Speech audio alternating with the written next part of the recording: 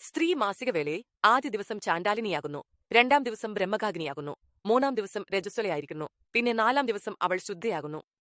ഇതൊരു കോമഡിയായി കേൾക്കാൻ നല്ല രസമുണ്ടാകുമല്ലേ? അവൾ വീഴുമോ, ഭ്രാന്താകുമോ, എന്തു ചെയ്യും? സിഇഒമാരായ സ്ത്രീകൾ ആർത്തവ ദിവസങ്ങളിൽ ഓഫീസിൽ പോകാറില്ലേ? തീരുമാനങ്ങൾ എടുക്കാറില്ലേ? പ്രധാനമന്ത്രിമാരും പ്രസിഡന്റുമാരുമായ സ്ത്രീകൾക്ക് ആർത്തവമുള്ളപ്പോൾ അവർ ജോലി ചെയ്യുന്നത് നിർത്തുമോ? അതോ ആ ദിവസങ്ങളിൽ അവർക്ക് ഭ്രാന്തായി തെറ്റായ തീരുമാനങ്ങൾ എടുക്കുമോ? പൈലറ്റുമാരാകുന്ന സ്ത്രീകൾ 5 ദിവസത്തേക്ക് വിമാനം പറത്തരുത് എന്നാണോ?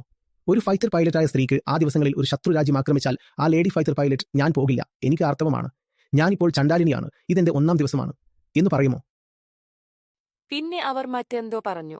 പല്ലുകളിൽ ദ്വാരമുള്ളവൻ വിഡ്ഢിയാകില്ല, നെറ്റിവീതിയുള്ളവൻ ഒരിക്കലും ദരിദ്രനാകില്ല, അതുപോലെ പാട്ട് പാടുന്ന സ്ത്രീക്ക് ഒരിക്കലും സതിയാകാൻ കഴിയില്ല. അതുപോലെ തന്നെയാണ് കാര്യങ്ങൾ.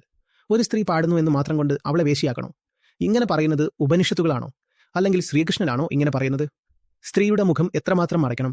അവൾ മറ്റൊരു പുരുഷനുമായി സംസാരിച്ചാൽ എത്ര അടിയടിക്കണം? ഇവയെല്ലാം ആത്മീയതയിലേക്ക് വരുമോ? ശ്രുതികളാണ് എല്ലാ ധർമ്മപരമായ വിഷയങ്ങളിലെയും സുപ്രീം കോടതി.